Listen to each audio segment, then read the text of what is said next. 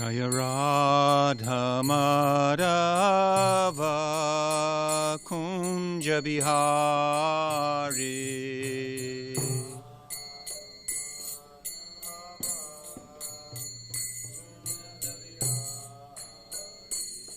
Jaya Radha Madhava Kunja Bihari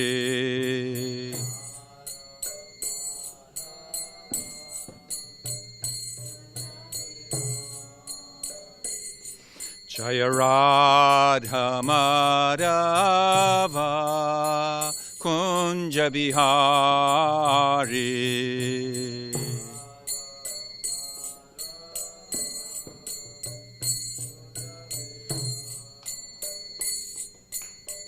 Gopijana Vallabha Giri Varadari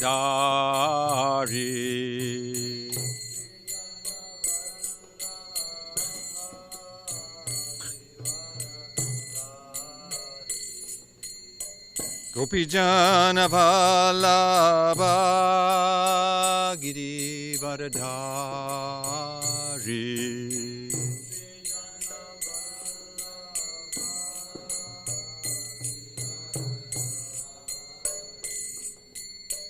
Gopijana Vallabha Giri Varadari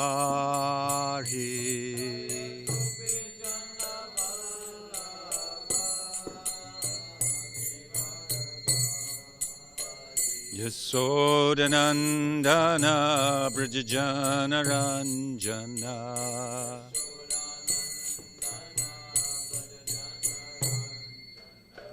Yasodanandana Brajajana Ranjana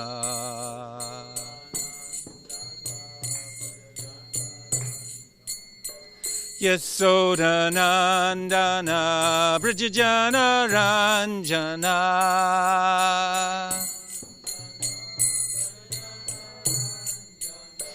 Yasodanandana Brajajana Ranjana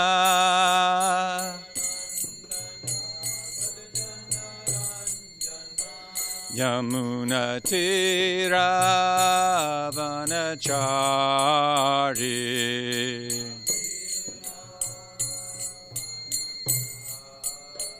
Yamuna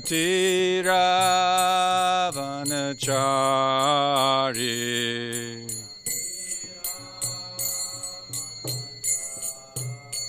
Yamuna Tiravanachari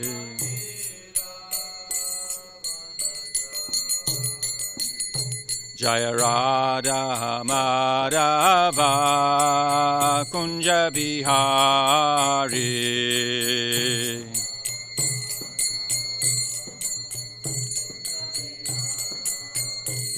Jaya Radha Madhava Kunja Bihari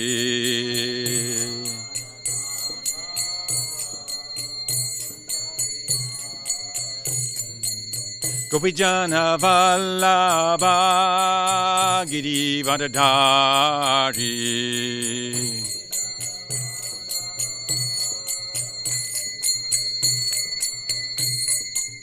Gopijana Vallabha Giri Varadari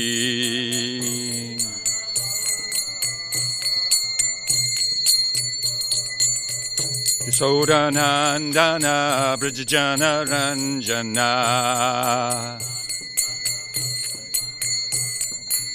Yasodanandana Brajajana Ranjana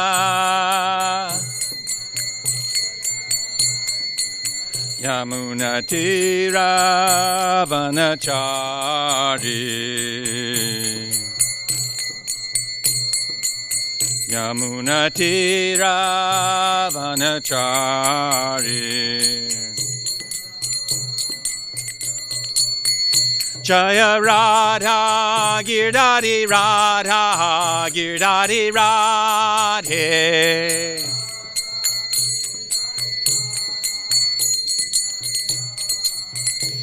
Prabhupada, Prabhupada, Prabhupada, Prabhupada.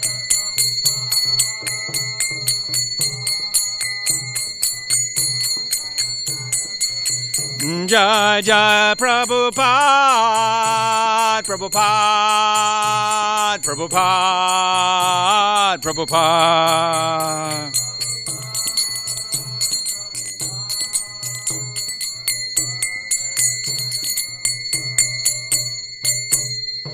Srila Prabhupada ki. Jai Vishpad Paramahamsa Pravajikacharya Sotara Sata Shishimade Si Bhakti Vedanta Swami Maharaj Srila Prabhupada ki. ISKCON founder Acharya Jagat Guru Srila Prabhupada ki. Jai Vishpad Paramahamsa Pravajikacharya Sotara Sata Shishimad Bhakti Siddhanta Saraswati Goswami Maharaj Prabhupada ki. Anantakoti Vaishnavrinda ki. Namacharya Srila Haridas Thakur ki. Jai Rupa Sanatan Bhatta Raghunath Shri Jiva Gopala Bhatta Dasa Raghunath Sad Goswami Prabhugan Ke Prem Sikaho Sri Krishna Chaitanya Prabhu Nityananda Sri Advaita Gadadhar Shivasadi Gaur Bhakta Vrinda Ke Shri Sri Radha Krishna Gopakapinath Shama Kund Radha Kund Giri Govardhana Ke Grantaraj Srimad Bhagavatam Ke Samaveda Gaur Bhakta Vrinda Ke Gaur Premanandi. All glories to the assembled devotees. All glories to the assembled devotees. All glories to the assembled devotees. All glories to Shri Guru and Gauranga. Glories to Srila Prabhupada. Nama Om Vishnu Padaya Krishna Prasthaya Patate Shrimati Bhakti Vedanta Swaminiti Namane Namaste Saraswati Devi Gaur Vani Pacharne Nivishesha Shunyani Paschadistarne. We're getting to hear from Srimad Bhagavatam, 4th Canto, Chapter 30, Text 44. Om Namo Bhagavate Vasudevaya.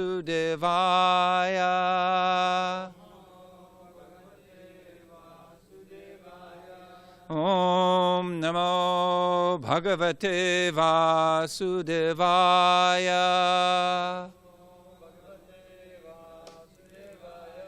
Om Namo Bhagavate Vasudevaya.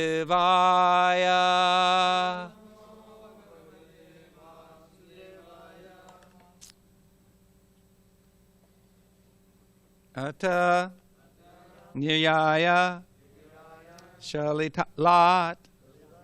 Ata Niryaya Shalilat. Prachetasa Udhanvitaha. Prachetasa Udhanvitaha. Vikshakupyam Dumaish Chanam. Vikshakupyam Dumaish Chanam. Gam Rodum Ivotri Tai. Gam Rodam Ivotri Tai. Ataniryaya Salilat. Prachetasa Udhanvita. Vikshakupyan Damaishchanam. Gam Rodam Ivotri Tai. Ataniryaya Salilat. Prachetasa Udhanvitaha. Vikshapumyan Dumaishchanam. Gam Rodam Ivotri Tai.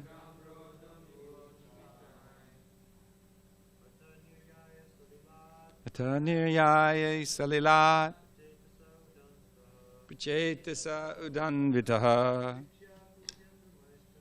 Vikshakupyan Damaishchanam. Gam Rodam Ivotri Tai. Ataniryaya Salilat. Prachetasa Udhanvitaha. Viksha kupyam damaishchanam. Gam gam rodum eva chitai. Yata nirnaya salilat. Pracetasa udan vitaha. Viksha kupyam damaishchanam. Gam gam rodum evochritai. Rohini? Like to chant? Ata, thereafter. Niryaya, after coming out. Salilat, from the water. Pracetasaha, all the pracetas. Udanvataha, of the sea. Viksha, having observed. Ukupyan, became very angry. Dumai, by trees. Chanam, covered. Gam, the world. Gam, the heavenly planets. Rodum, to obstruct. Iva, as if. Uchritai, very tall. Translation. Thereafter, all the pracetas emerged from the waters of the sea. They then saw that all the trees on land had grown very tall, as if to obstruct the path to the heavenly planets. These trees had covered the entire surface of the world.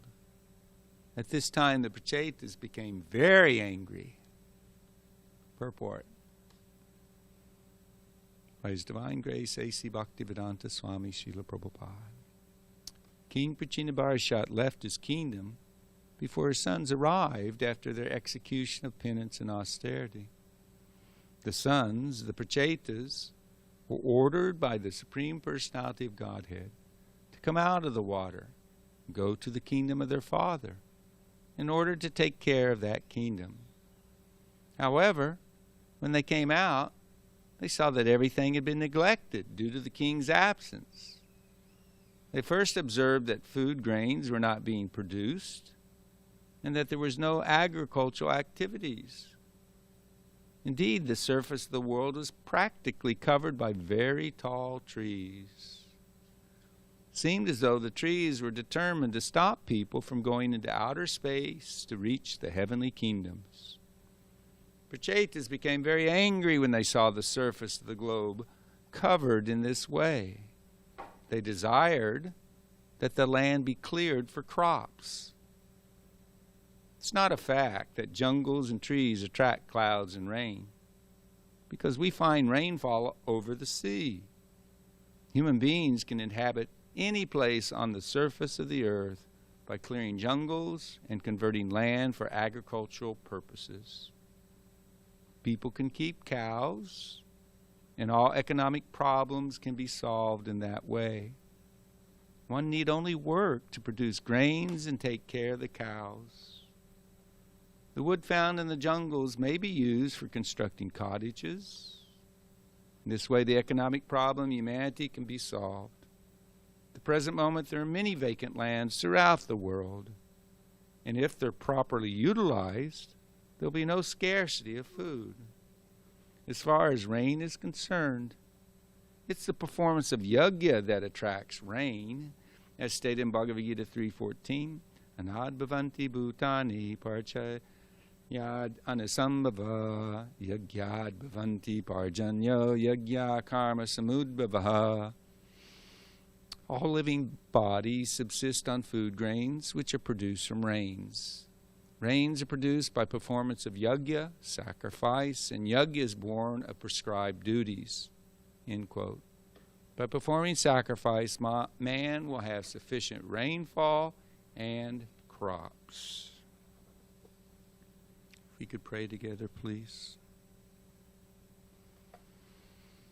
Om Jnana-timirandasya Ginanjana Salakaya Chakshurn Militam Yena Tasmai Shri Gurave Namaha Shri Chaitanya Mano Bhishtam Stapitam Yena Bhutale Swam Rupa Kadamayam Dadati Swapadandikam Vandeham Shri Guru Shri Yuta Padakamalam Shri Gurun Vaishnavamscha Shri Rupam Sagrajatam Sahagana Raghunathan Vitam Tam Sajivam Sadvaitam Savadutam Parijana Saitam Krishna Chaitanya Devam Shri Radha Krishna Padam Sahagana Lalita Shri Vishakan Vitamscha Hey Krishna Karuna Sindho Dinabandho Jagatpate Gopesha Gopika Kanta Radha Kanta Namostate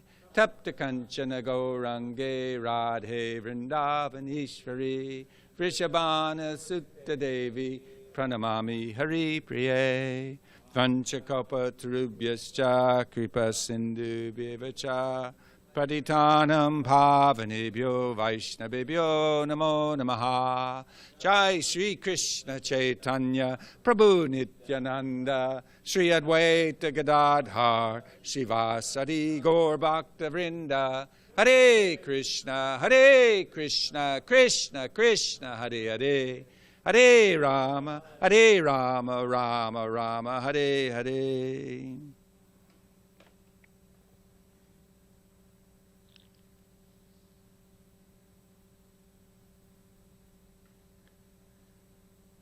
So sometimes I would forget in hearing this Leela that the Pracetas are Kshatriyas. They're Paramahamsas, and so that transcends Brahmana, Kshatriya, Vaishya, Shudra. But you generally think Brahmanas are the Vaishnavas. Srila Prabhupada in the beginning really emphasized, I have to make Brahmins. It's an emergency. There's no head to society, no one to guide according to Scripture and transcendental knowledge of devotional service. But anyone, Brahmana, Kshatriya, Vaishya, Shudra, or less. What's that verse? How does the Sanskrit go? Shudras. Striyo Vaishyas Tata Shudras. Tepi Yanti Param Gatim. What an idiot. Krishna says anybody can take to devotional service, even the Malechas. It's the inherent birthright, because we're all spirit souls, part and parcel, eternal servants of Krishna. So they've come out here, and one should remember that it's offensive to consider Vaishnavas in terms of their gender, their class, their race, their IQ, their health, in any mundane way. It's offensive. One who is a member of the Achyuta Gotra, the family of Krishna, through a bona fide disciplic succession, engaged in devotional service under the guidance of a bona fide spiritual master. He's not of this world. He's been accepted into Krishna's family. Whether he's realized it or not, he's acting on the platform of transcendence as long as he fully engages in the service under the guidance of the spiritual master, service to the Lord. But they are Kshatriyas. And even though they're completely transcendental, they do have the psychophysical nature. They were very serious about their duty. That's why they had gone to perform austerities and penances. Their father had said, go, prepare yourself to take up charge of the kingdom. Little did he know that Narada Muni would come in the meantime and deliver him, awaken him from the ignorance that life was not simply about ruling the kingdom and performing sacrifices to the demigods to achieve the heavenly planets. But as soon as he got the mercy, that's what he focused on. Everything else was of little consequence. He had served faithfully to the best of his ability. And we see Srila Prabhupada would sometimes refer, well, I will refer to it as the Gandhi complex. That you think that I have to serve till the very fag end of my life in my post, my political post. I could stretch it beyond that category, but we'll leave it at the politicians. Srila Prabhupada wrote a letter to Mahatma Gandhi just 2 weeks or so before he was assassinated. And he told him, you're talking about Bhagavad Gita, but you should come and study Bhagavad Gita under a self-realized soul so that we can preach, you can preach, spread the glories of Lord Krishna through the teachings of Bhagavad Gita. He had many good qualities. Prabhupada appreciated his village culture, become self-sufficient.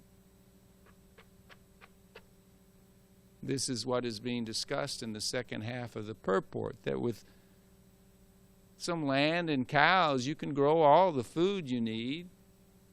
And with cows, you can get the most miraculous food stuff, milk. It's not the same as we buy in the stores, the white water, the homogenized milk. No, but raw, organic milk, what to speak of coming from cows that know that they're protected and valued as a significant contributor to society. They give such nutritious food stuff. Milk, which can be transformed into hundreds, thousands of preparations. So good for the body, mind. And when offered to Krishna, for the soul. So Srila Prabhupada's referring, this is why they were so angry. Because their duty as Kshatriyas is to take care of the people, to see that they're engaged in following their duties. Having become Vaishnavas, they will do a better job at ruling the kingdom than their father did, because they will see that people, by worship the Lord and the performance of their duties, they will please the Lord. Forget going to the heavenly planets. That's just a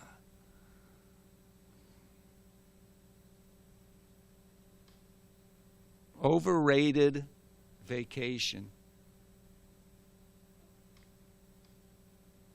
But by pleasing the Lord, by worshiping the Lord through performance of one's duties according to Shastra, as Krishna's laid it out. What is it? Chaturvarnyam mayashristam guna karma vibhagasha. I created this system. It's perfect. It's universal. And if you'll simply follow it, knowingly or unknowingly, material nature will bless you. But here, there's no agriculture. There's no taking care of the cows. It seems as if, in the absence of the king, the people must have neglected, the Vaishyas must have neglected their duties.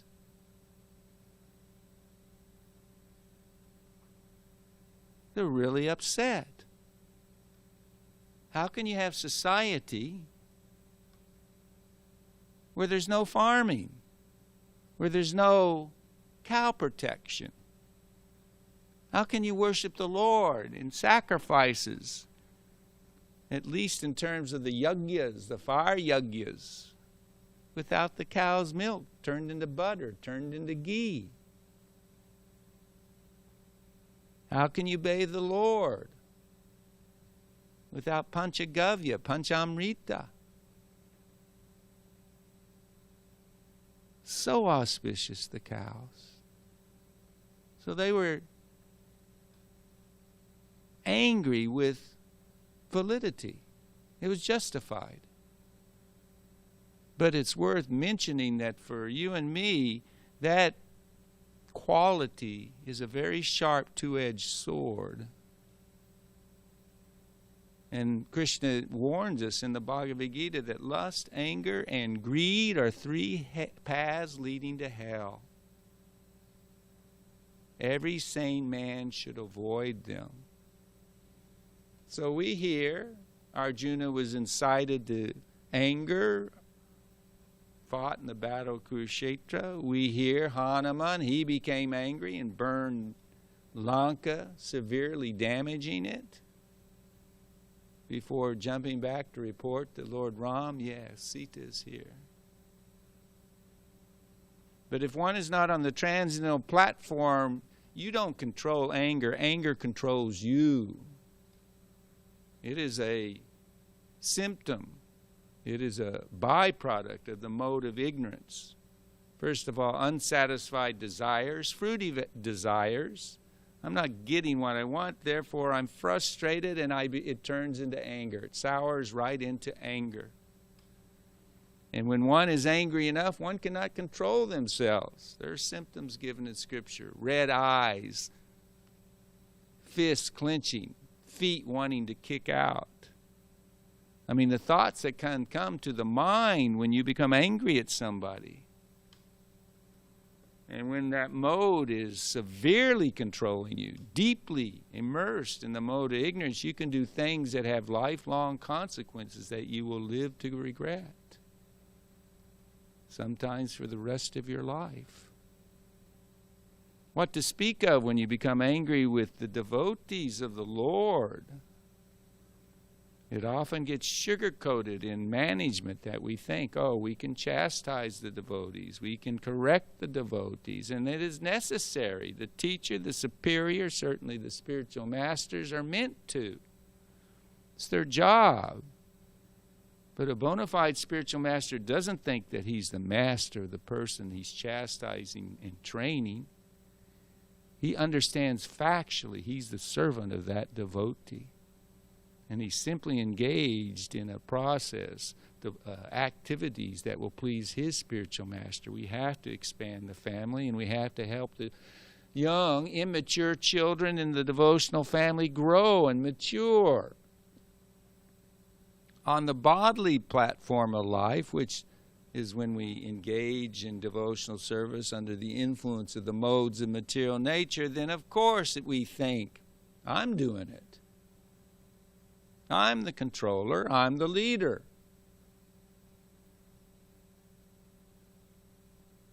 That's called pride. It's called false ego. And pride and false ego make one do really foolish, embarrassing, and sometimes very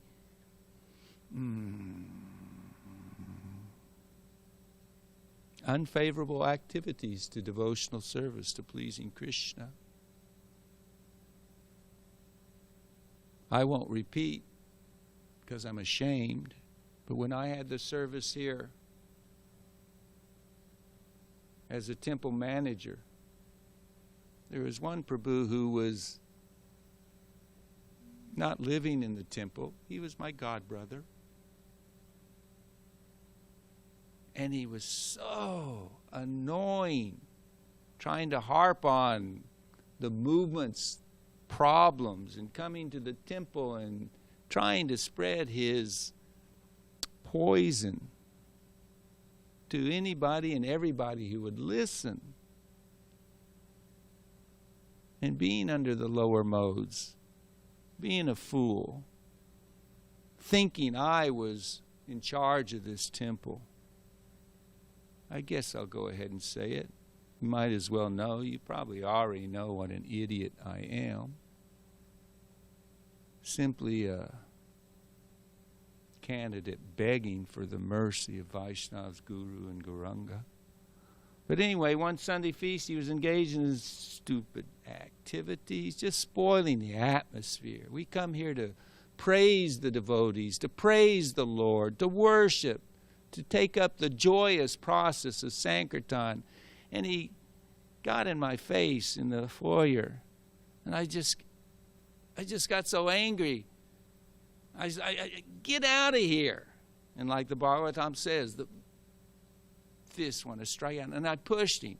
And he had a thin body. He was not he did not have a lot of prana, chi, or strength. He fell right over onto the ground. When he hit the ground, I was so ashamed. I realized, what are you doing? This anger can be highly destructive to one's spiritual advancement. And so often, the false ego will cover us into thinking that it's self-righteous, that it's the thing Prabhupada wants. We're going to fix the movement. We're going to fix that devotee. Failing to realize that there is a perfect controller and control in the material world already, and only if you line yourself up with his transcendental plan will you be empowered to impact and to help anybody.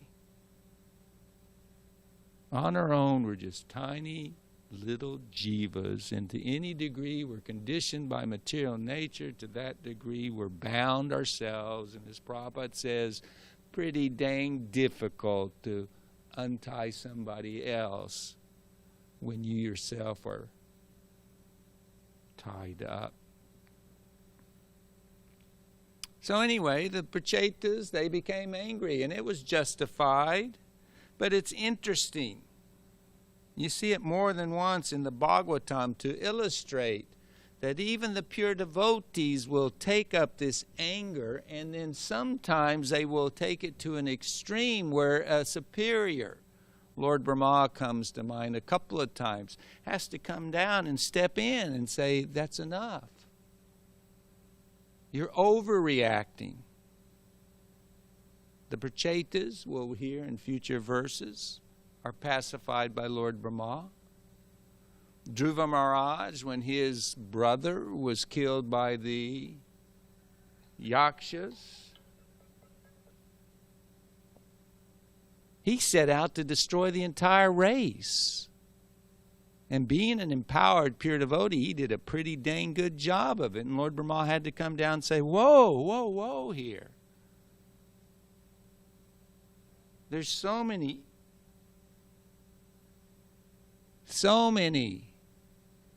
innocent people here that don't deserve to be killed. Now, when a pure devotee is the instrumentality of your demise, it can't be inauspicious. That's to be understood. But still, I'm making the point, even pure devotees, goodness, I apologize.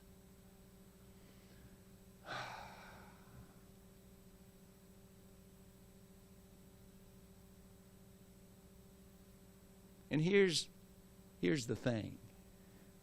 Here's the deal. You can't understand the mind and behavior of a exalted, liberated Vaishnava unless you yourself are one. Sanatana Goswami says as such. I didn't have time to look up the reference for your pleasure. But he says that. He's written a verse. You can't understand the thoughts and the behavior of a pure Vaishnava unless, and the purport is unless you're on their level. So when we see pure Vaishnavas, liberated devotees doing something that, if I were doing it, be totally unfavorable to devotional service, we have to be very cautious.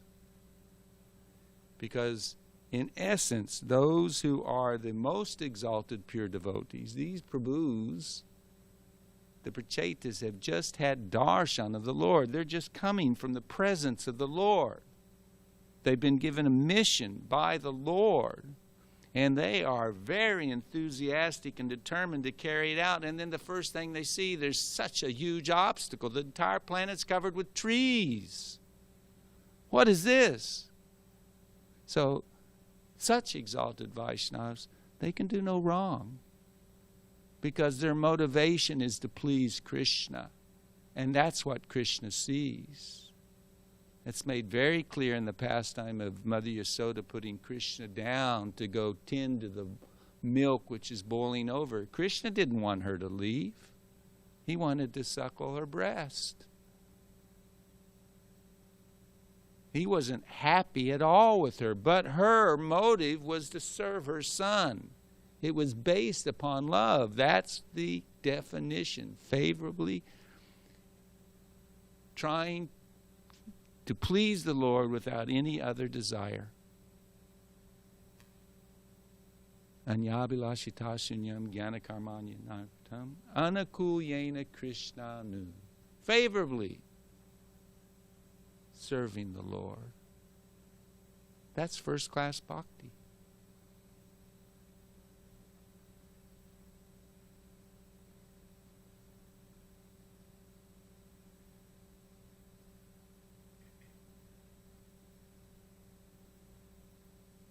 So here it talks about rain, which is absolutely necessary. Modern civilization has become so enamored with industry and now the high-tech,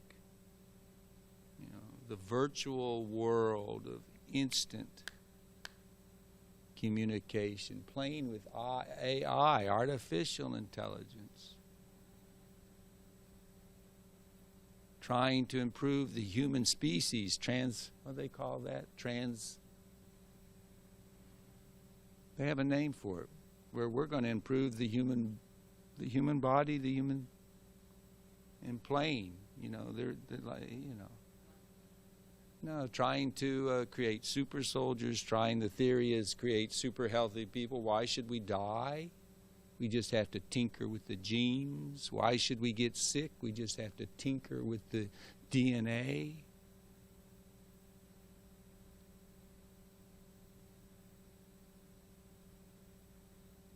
And they've lost sight of agriculture. What to speak of cow protection is the basis of society. I saw the other day that one farmer was telling people, did you know that the government is telling us not to raise crops? They're paying us not to raise crops. And farmers are subsidized, often subsidized. It's a rough world. It's a global community. You got to sell your produce. It's not this local, grow local. You can think local, you think global. You can wish the best for everybody. But, provide for yourself, for your family, for your community. Barter with what is extra. The land, the earth is so merciful. Anyone who's gardened, they know how you can cut up a potato in like a few, the eyes that they have on the potatoes. Cut them up. Say you get 10 of them or something. And from those 10 little potato pieces, you could get 100 potatoes. It's amazing. There's no shortage.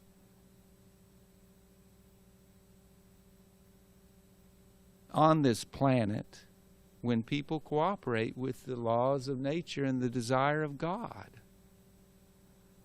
So this farmer is saying, and they won't give us our subsidies unless we don't raise crops. And this is nothing new. I can remember decades ago when Prabhupada was on the planet, he made mention, they are taking food and dumping it in the ocean because they say they have a surplus. Surplus? Aren't there people elsewhere who don't have enough food? They're going through difficulty and you're going to throw it away? Greed. It rules those, it governs, it controls those who are the most powerful and most wealthy. Never enough. Never satisfied. And you can imagine, what if all the farmers stop growing food? What happens then? It's called food shortage.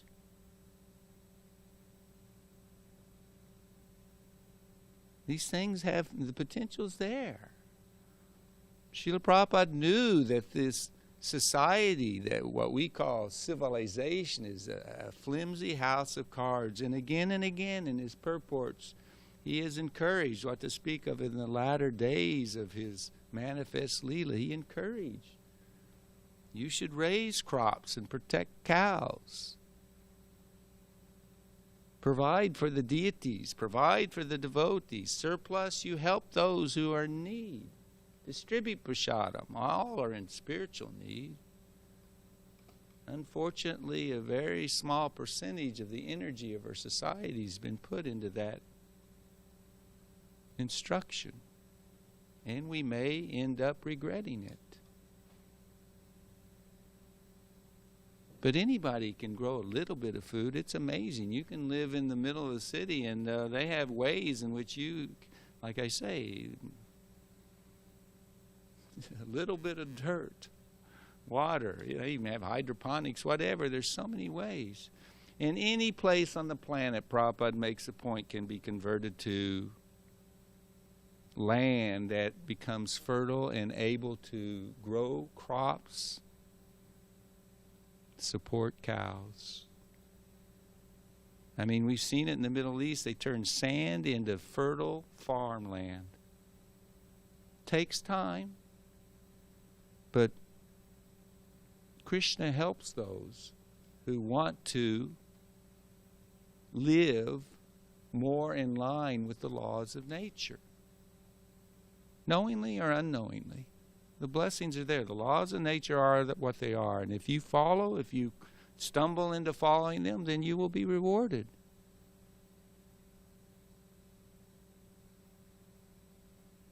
So there's no shortage. And this overdependence and overemphasis on industry and high tech and etc., Prabhupada has predicted it will be the downfall of this so-called civilization. Time will tell. We're kind of nearing the point where the years that he mentioned, and so number of years, it'll all be finished. Time will tell. Sacrifice is the way in which you please the Lord. It is the way in which you get the bountiful blessings of the Lord. The Lord has no problem with us living peacefully, prosperously, and then going back home to Godhead. He actually desires it. He doesn't want us to suffer. In our waywardness, in our envy, in our disobeying His guidelines, we cause the trouble. We force the trouble upon ourselves and others. And leaders are meant to follow the example of the Pracetas, whether they're leaders of society, leaders of this movement, leaders of a family, etc., etc. They're meant to follow this example, and the most highest priority of one's life is to engage in activities that will please the Lord. And if you please the Lord, despite whatever shortcomings may be there, the Lord will take care of you. That's the kind of person He is. An ocean of mercy and a friend of the poor. And Lord knows how poor and deficient and unqualified we two-legged animals taking to the Sankirtan movement of Lord Chaitanya are.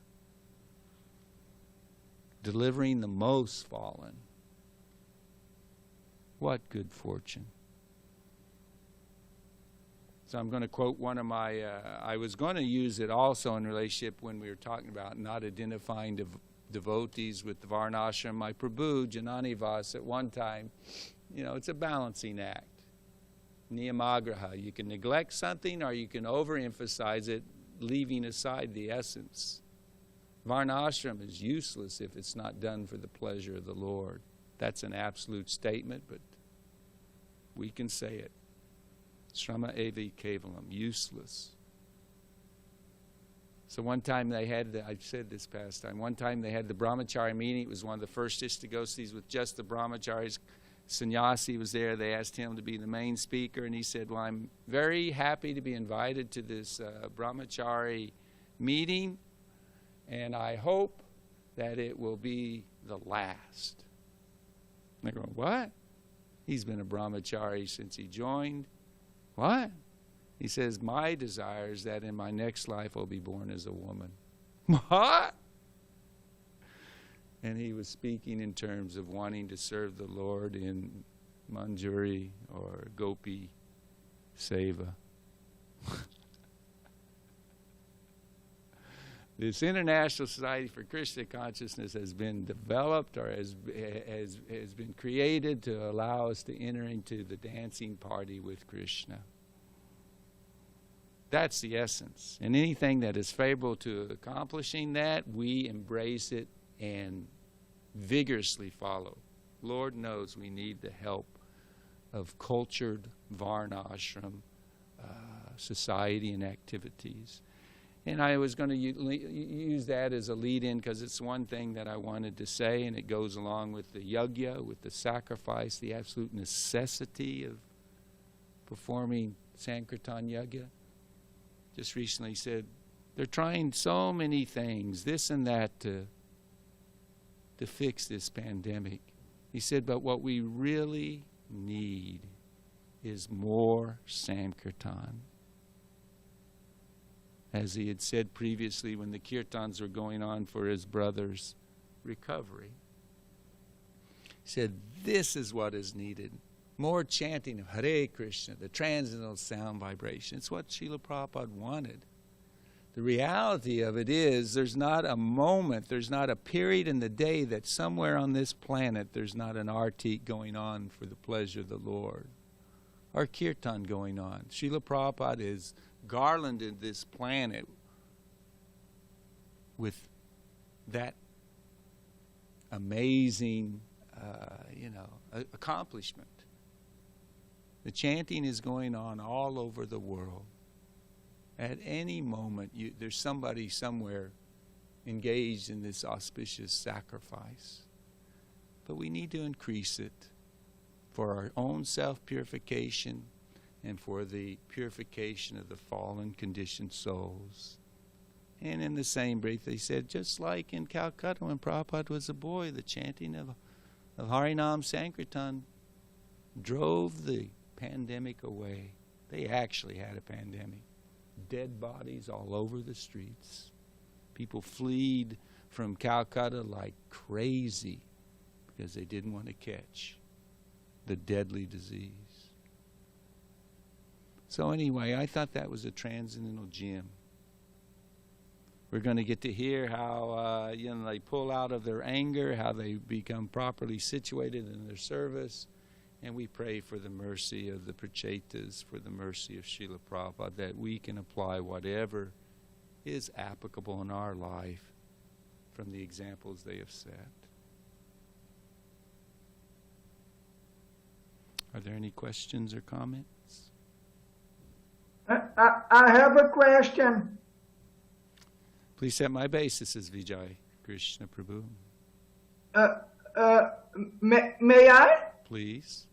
I'm counting Rajendra. Sorry, Prabhu? I'm counting on your participation. Oh, thank you very much. You're very kind. Rajendranandana Prabhu, please accept my humble obeisances. All glories to Srila Prabhupada. And Prabhu, my question is related to the verse you chose for today. You've got a pattern here. Every day it's based upon something in the verse. Now you're going to give me a small introduction and then the question. So please proceed. So the quote from the translation is, the quote is from the purport. I was going to encourage. Often the answers to the question of the verse is in Srila Prabhupada's purport. What is the question, my friend? The quote from Prabhupada's purport is,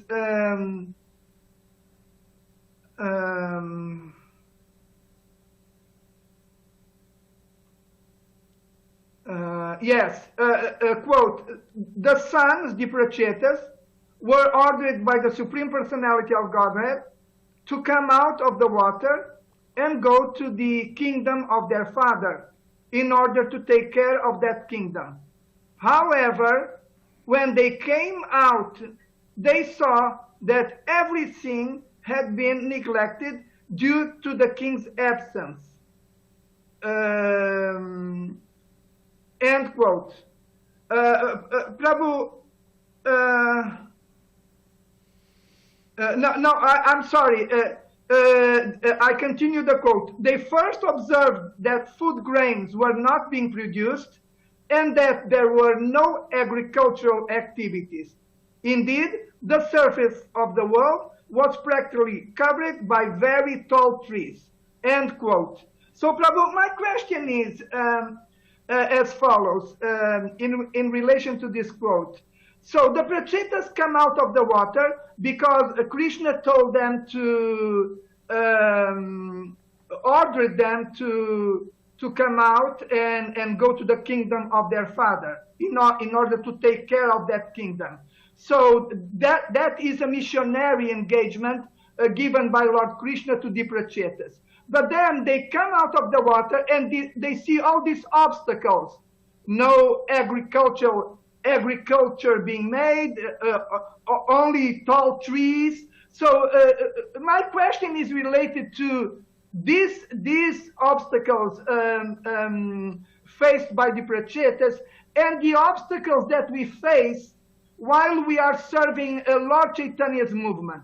Because Lord Chaitanya's movement is recognized as a very joyful movement. We chant, we dance, we feast, and we sit daily for Srimad Bhagavatam daily discussion.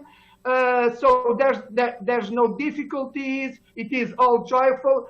But in accordance with this quote from this purport, in relation to the difficulties the Pracetas are facing, is it that serving Lord Chaitanya's movement is as joyful as we think it is? Is it that no difficulties are there, no obstacles, no challenges? That is my question, Prabhu. Thank you for a nice question. You're welcome. One time the devotees were on a morning walk with Srila Prabhupada, and Srila Prabhupada was saying, the devotees, just like you were saying, they're always happy, they're not suffering, they're engaged in devotional service. And one of the sannyasis asked, devotees don't suffer, then what are we doing, Srila Prabhupada? Prabhupada laughed, said, that's all right, you just keep chanting Hare Krishna. In other words, I've said it before, maybe to you, but there are different levels of devotional service. The level that the Pracetas are on, it's the pure level. They're motivated by love. And any obstacles that take place in their life is actually arranged by the Lord for their glorification and for the lessons to be learned generally by those who will hear about the activities of such exalted devotees. The Lord, let me bring in Prahlad Maharaj. You know, he's understood to be one of the best devotees. He certainly had plenty of obstacles, didn't he, Vijay Krishna Prabhu? Yes, he did. But for him, he wasn't experiencing any obstacles. He wasn't suffering. He was just immersed in thought of Krishna and ecstatically reciprocating with the Lord out of love. Everything that came, he saw as the arrangement and as a opportunity to serve the Lord.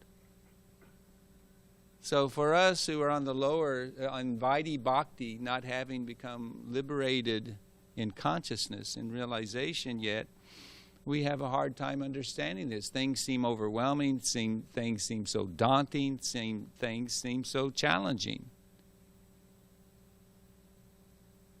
But Srila Prabhupada has said that in the proper consciousness, the pure devotees, Srila Prabhupada has shared, they're always praying to Krishna for protection. They're always praying to Krishna not to fall into Maya. They're always praying for the opportunity to serve him in whatever way will please him. That's love. And love, any of the experiences, any of the emotions you experience, whether it's love, whether it's happiness, whether it's grief, whether it's anger, these are all just waves in the experience of your relationship of love and your reciprocation with Krishna. Srila Prabhupada said, with one, you think you have such big obstacles, but with one touch of my toe, I can break the biggest boulder of an obstacle into tiny little pebbles. Our Krishnadas Kaviraj Goswami says that simply by remembering the Panchatattva, Jai Shri Krishna Chaitanya, Prabhu Nityananda, Sri Advaita, Gadadhar, Shivasadi Gaur Bhaktavrinda, simply by remembering them, the difficult becomes easy. Whereas when we forget the Lord, then the easiest thing, should be the easiest, becomes very difficult. So for us, obstacles are for purification, to learn lessons the Lord arranges so we can surrender more and more, become purified, develop the qualities of the devotee, qualities of a Vaishnava. And for the pure Vaishnavas, their obstacles, their difficulties are just arrangements for their glorification. No matter what, they will always worship the Lord, and they will do so with gratitude, no matter what he or anyone else throws at them. A challenge? Srila Prabhupada loved a good challenge. He loved a good fight. Bring it on. I'm going to champion my Lord. Krishna will always come out victorious. And if I surrender in his service under the guidance of my spiritual master, he will allow me to be an instrument of such victories. So that's what we have to aspire for. Keep these things philosophically in mind, and then follow the process as it is and see things in the proper perspective. As Guru, Vaishnavas, and Shastra have instructed us.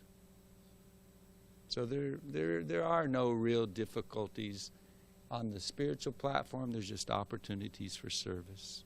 Does that have some value, Vijay Krishna? Rajendranandana Prabhu, what a profound, complete, indispensable answer you gave to my question. Thank you very much. Hare Krishna. Another indispensable answer. The devotees are constantly coming up with them by the grace of Guru. You're very welcome. Thank you, Prabhu. Hare Krishna.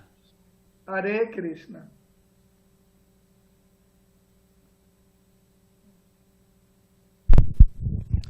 I was wondering how to have a better grasp on this, how in this section of the Bhagavatam it mentions the Pracetas, they kill all these living entities, they kill all these trees quite intensely. And then in this purport, and I think purport's coming up then, it explains that there's a place for this, and this isn't bad or even sinful, given their position. And so here Prabhupada's saying that one can, take vacant land, and that includes land with trees, and clear it for agricultural purposes, cow protection, which are so not even necessarily, inherently spiritual purposes, even just kind of, societal purposes. One can do that. There's a place for that, and then one can even then use the wood for building cottages, and so all these things are there. And so I'm wondering how, contrary to that, or in Dallas and of course in Vrindavan, and at least in Dallas I'm thinking of, when they were cutting Juhu also.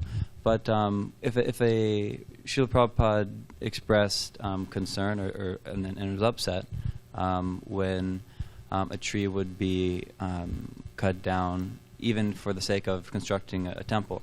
Now maybe you could build around the tree, different things like that, but still it's certainly, maybe you could argue that this foundation would be more solid, safer, stronger if you did take the tree out, rather as opposed to building around the tree. If you look at like the Juhu, like some of the trees on the, it does kind of cause problems with some of the roofs there, at least where they cook.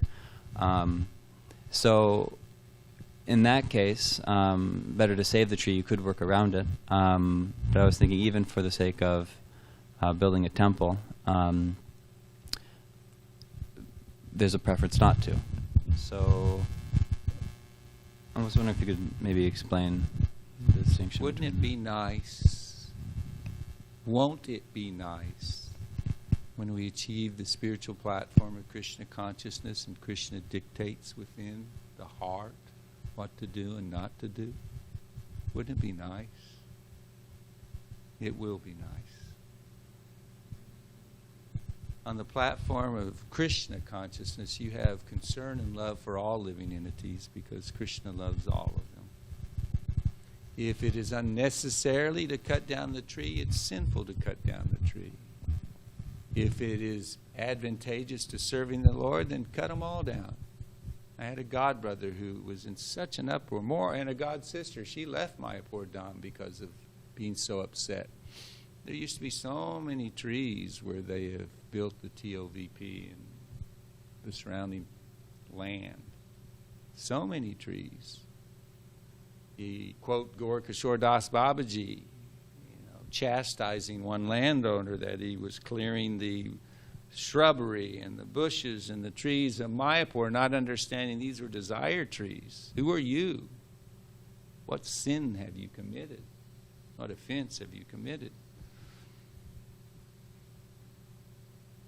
But now look at the temple.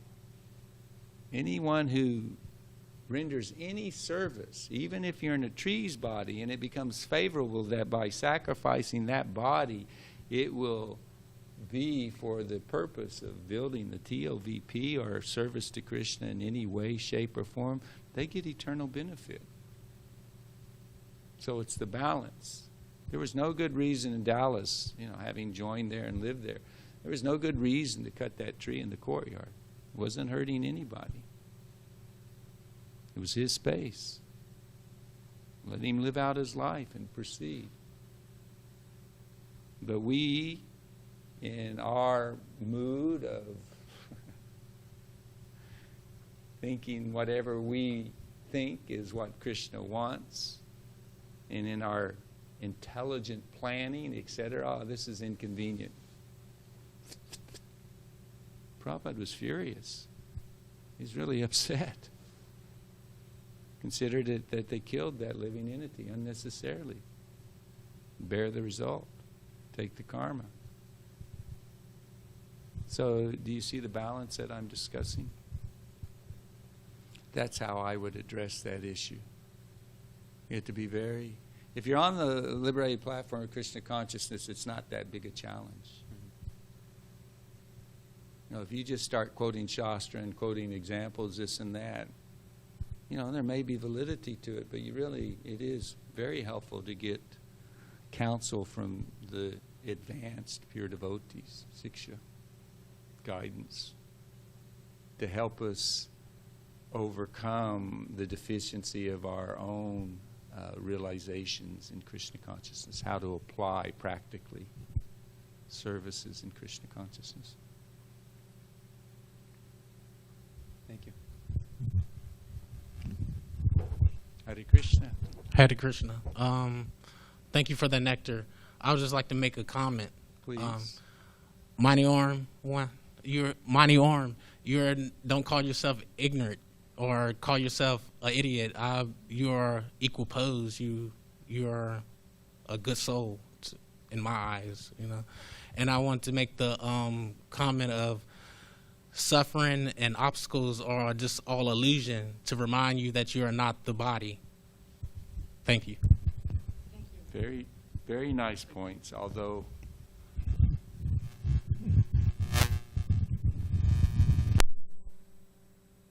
I am an idiot. I know myself far better than you, and I know my many shortcomings. So it's common parlance, it's American slang. I could say a fool. That might be the terminology the acharyas would use. An offender, a sinner. You know, it's an interesting thing. I'm going to get to talk about Pankajangri Prabhu this afternoon. Mayapur Zoom. And you know, in humility, devotees make statements. And that's the thing for the neophyte devotee who's not on the realized platform of Krishna consciousness. Are they saying it for our behalf? Are they saying it because they really think they are what they're saying? And in reality, humility is reality. The spirit soul is so infinitesimal, and when it definitely comes to its completeness in love for Krishna, then there's humility that's described as dainya, extreme humility, and they honestly feel their deficiencies. That is only Krishna's mercy that allows them to render any service, that he accepts any service that they would offer. It's just a part of the soul. And so even though maybe, you know, I'll hear from Chaturan, yeah, he's right. Why do you say like that? But I'm going to share one pastime and then stop. It's Prasadam time. You're very patient. But Janani Vas Prabhu, I've told it once before, but one time after a wonderful Bhagavatam class, it was just the two of us sitting there. He said, would you please pray that I can remove the envy in my heart? And from where I was sitting, I've seen no envy ever manifest in the behavior or words of that Prabhu. Never. But he knows his heart. And if that's humility coming from a far higher realization in Krishna consciousness than then it's a fact. He sees it and he's praying, begging to have it cleansed. And I learned a big lesson that day. Instead of following his lead and trying to assist him in his mood, cooperating with him, I shut it down because I started saying, you're not envious. What are you talking about? From my perspective as a respectful subordinate, it's the duty of a subordinate to praise their superiors. It's very purifying. Krishna likes it. But I missed a really good opportunity of the potential of his sharing his heart with me in that regard, and I would have benefited greatly from it. So anyway, that's a pastime that I thought of. If it ever comes up where you're in the same type of circumstance, you might reflect on what I said. So thank you for your attention, for your company, for your example. Grantaraj Srimad Bhagavatam ke, Srila Prabhupada ke, Samaveda Gaura Bhakta Vrinda ke. Jai. Hare Krishna. Rajendranandana Prabhu ki jai.